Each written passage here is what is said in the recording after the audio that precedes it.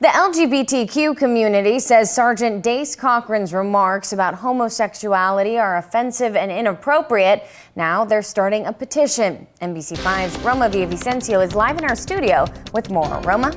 Natalie and the group says they're most concerned about whether or not Sergeant Dace Cochran's views would affect his ability to do his job. I spoke with the sergeant tonight. He says he was quoting a Bible verse and that he doesn't let his personal opinions affect his work. In a November 3rd letter to the editor of the Mail Tribune, Jackson County Sheriff Sergeant Dace Cochran responds to a letter from another reader about gay marriage.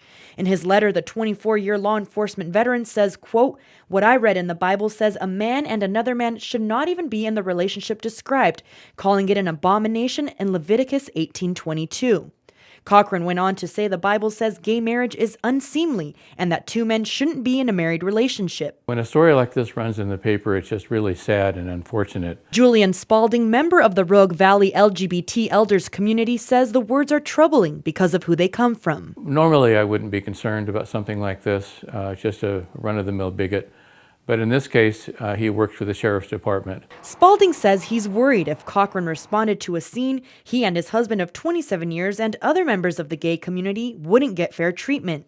Are concerned that that he might be representing an official position, or that his personal opinion might affect his attitude or treatment of LGBT people in the community. Cochran declined an on-camera interview but said over the phone his words were, quote, "just a civil opinion, not hateful, it was Bible-based and Bible-backed," unquote. But Spalding and several others in the LGBTQ community are now collecting signatures for a petition and plan to present it to other public officials. To garner community support for our concerns. And Spalding says he just hopes the sergeant's words stay on paper and off the streets.